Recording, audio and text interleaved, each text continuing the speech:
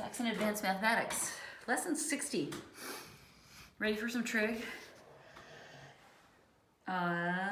Four examples, more or less one topic. Grab your unit circle. Have that handy. If you do not have a unit circle, please search my lesson. It's called Saxon Advanced Mathematics Unit Circle.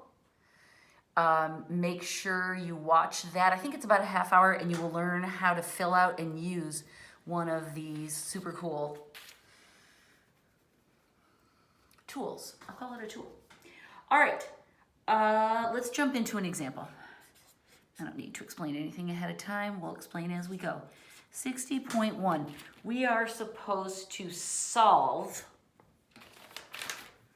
this.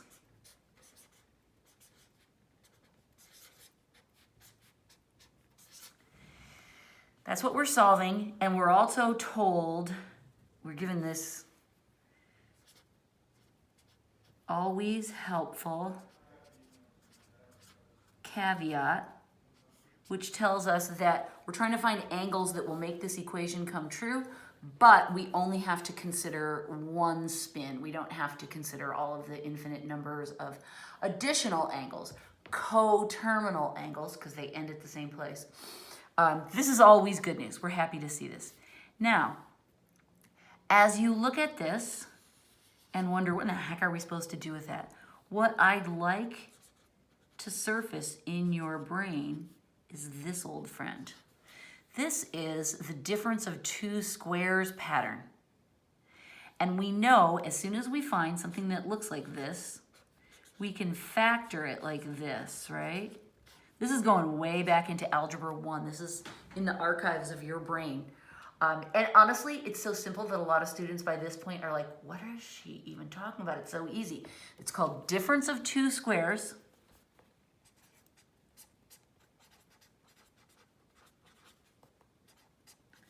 And as soon as we recognize that pattern, that we have a perfect square minus a perfect square, we can automatically find A and B by finding the root of each of the originals and then creating this pattern.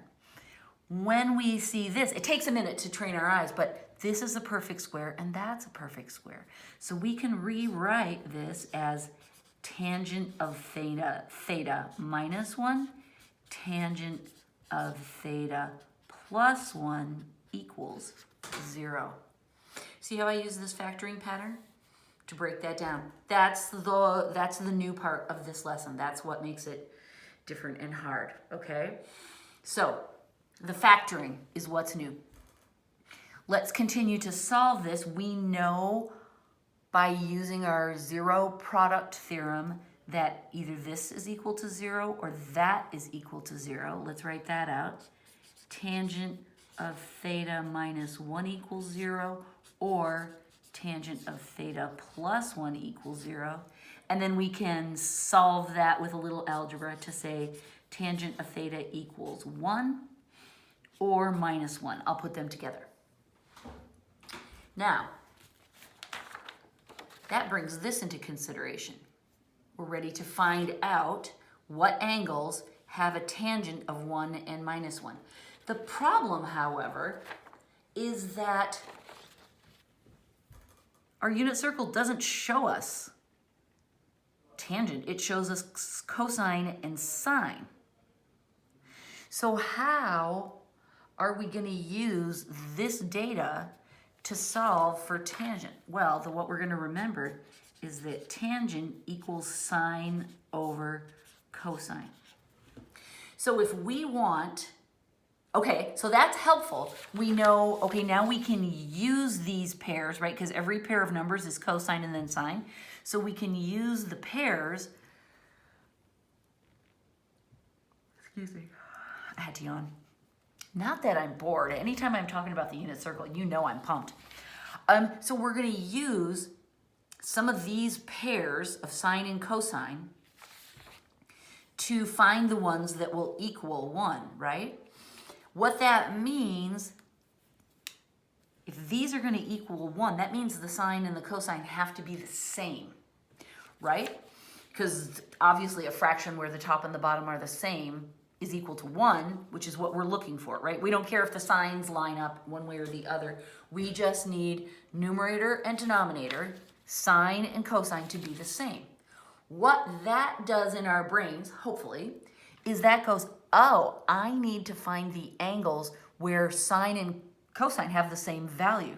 So I don't want the 30-degree angles because those are different. I don't want the 60-degree angles because those are different. But look, let me turn it so you can see it a little better in the camera. 45-degree angles and all of its partners, which are in red, right? That's the way we build the unit circle. It helps us find the matching angles. All of our 45-degree angles, sine and cosine, except I pointed the wrong way, sine and cosine are the same. And so they will yield a tangent of 1. So we know that to get a positive 1, it would be 45 degrees, or if they're both negative, that would give us a positive 1 out as well, right? So 225 and 45. 45 and 225. That will give us the positive 1. And then the negative 1, we want this one, 135 degrees, and this one, 315. 135 and 315.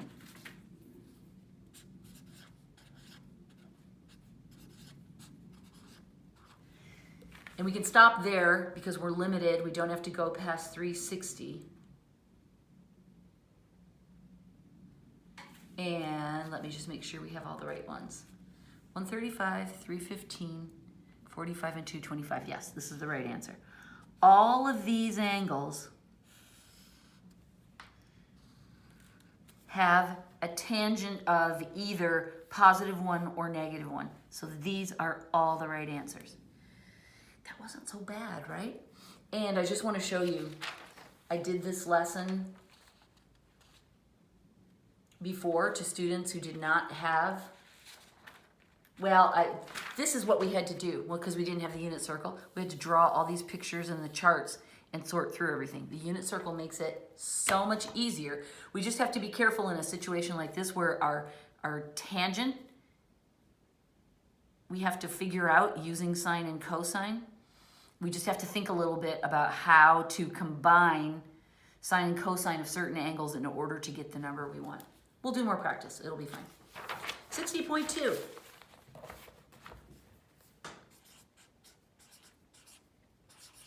All right. This time we have a slightly different pattern. All right. And again, we have our same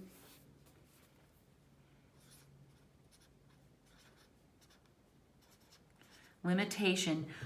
This also tells us that we're solving the problem in degrees rather than radians. Sometimes John will give us radians here. It'll look like this.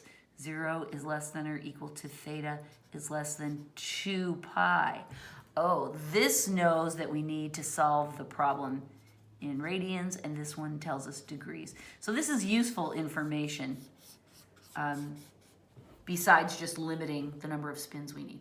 All right, we're in this one though. We're doing degrees, no radians for us today.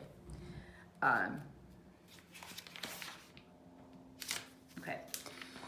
All right, so how do we factor this? Again, it really helps if you shift back and look at this as a simpler pattern. This would be a squared minus a equals 0, right?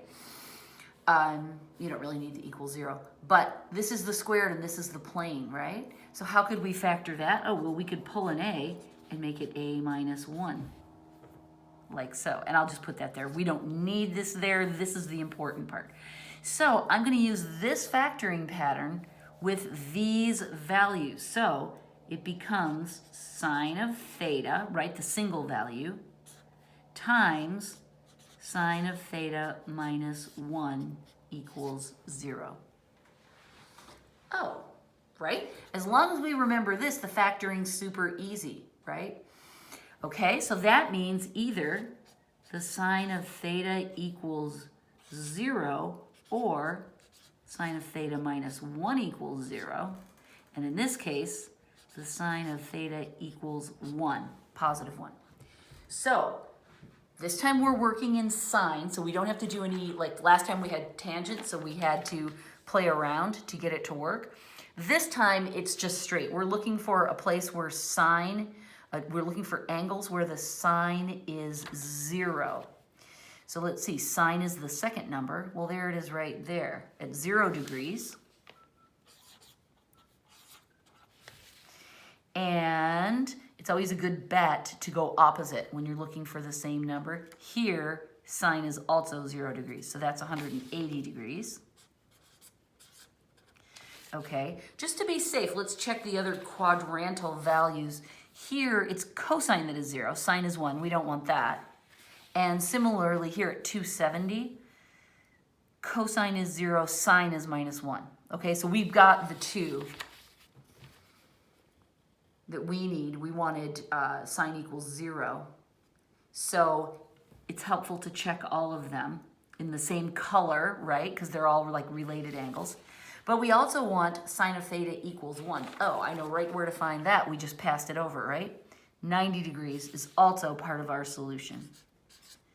And we see our fourth quadrantal angle. We still don't want this one because that sine is minus 1 and we don't have that. We didn't calculate that in our problem. All right, so checking the related angles. Again, that's why I fill out my unit circle in color. It makes it a lot easier for me to see all the related angles because they're all the same color. Okay, this is the answer to this one. Yay. Another.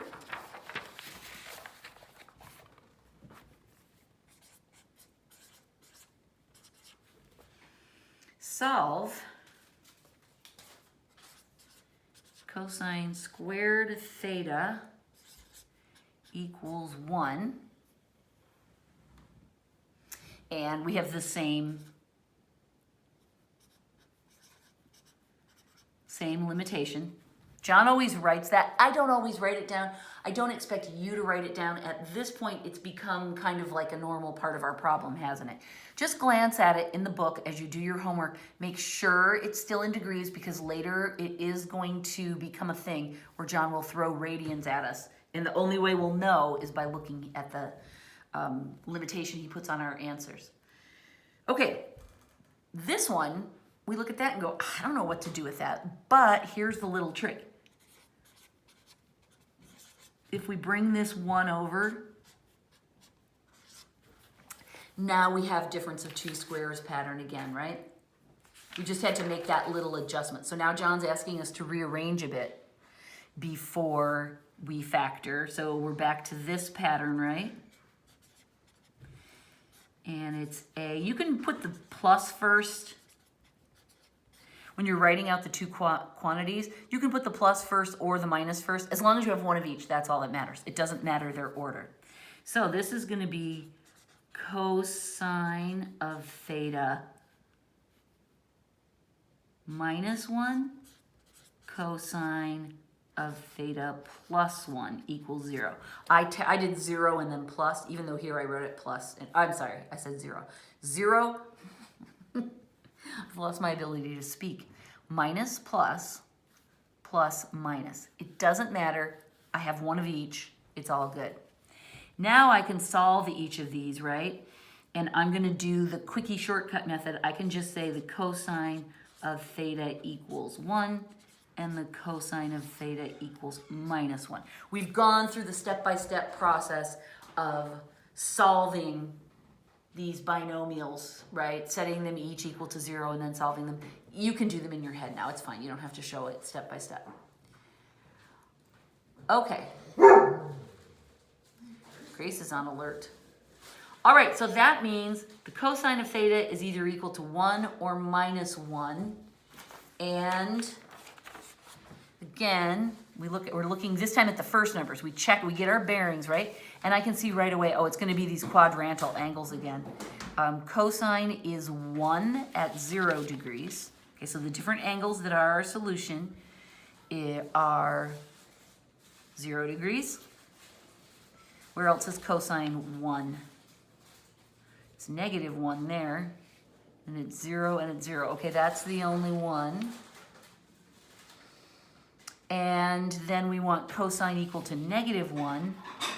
Cosine is the first number. Where is it? Right here. At 180. That's the other value. Okay? So when we're listing, when we're working to find the angles on the unit circle, we have to keep these two equations kind of separate in our head. Sometimes cosine is equal to 1, sometimes cosine is equal to -1. We need to find the different angles. But as we make our list of angles that satisfy one condition or the other, we can just write them all together. We don't have to keep them separate. If you want to, it's fine, but you don't have to. So this problem has 2 solutions. Yay. All right, so I hope at this point you're like, okay, this isn't too bad. We just do this little factoring thing. It's not the end of the world. And that's cute. We have one more problem to do. And this is a cautionary tale. 60.4. Again, we're going to solve this. We've got the same limitation.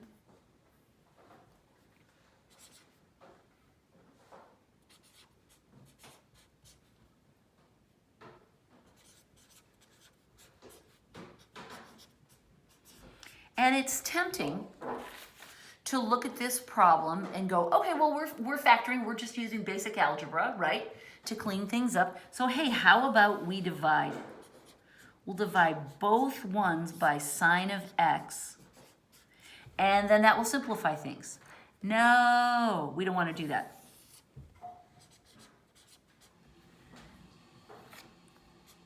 Don't divide.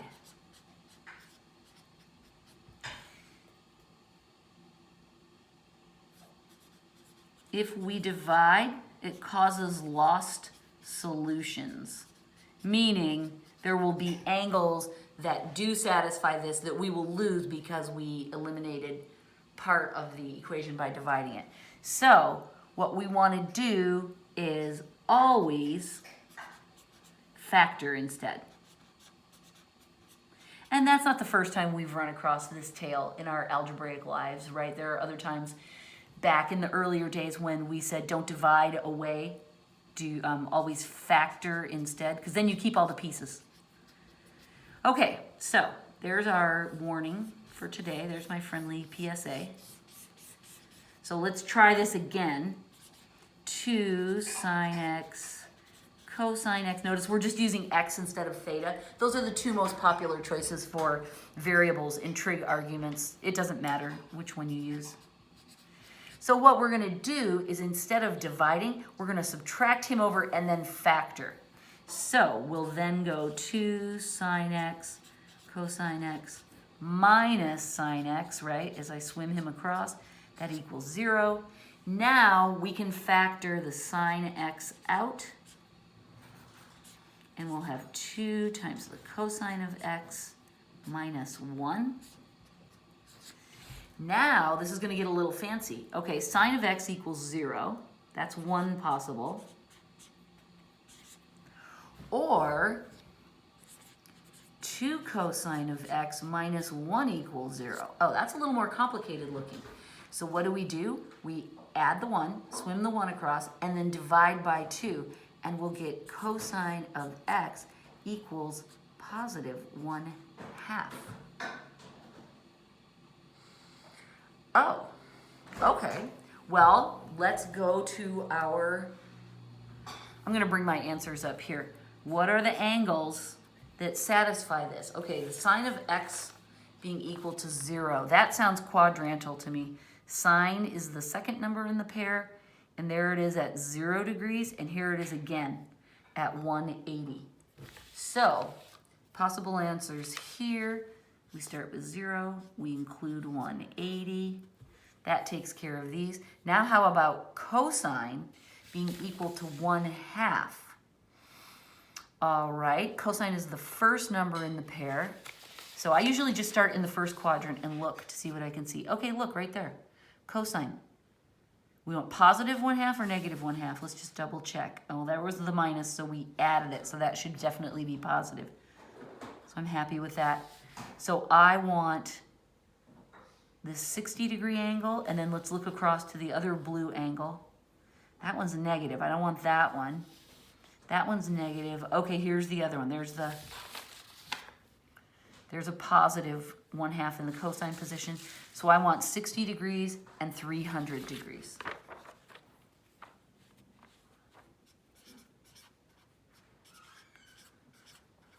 That's the right answer. Those are all 4 angles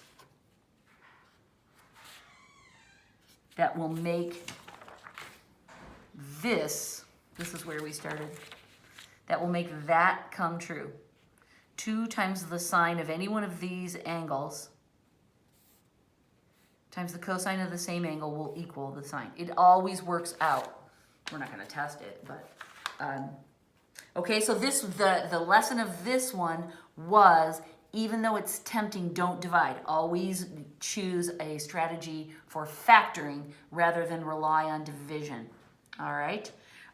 We would have lost, if we would have divided away the sine, we would have been left with the cosine. We would have gotten these second 2, but we'd have lost these 2 angles because they're the ones that came from the sine part of the equation.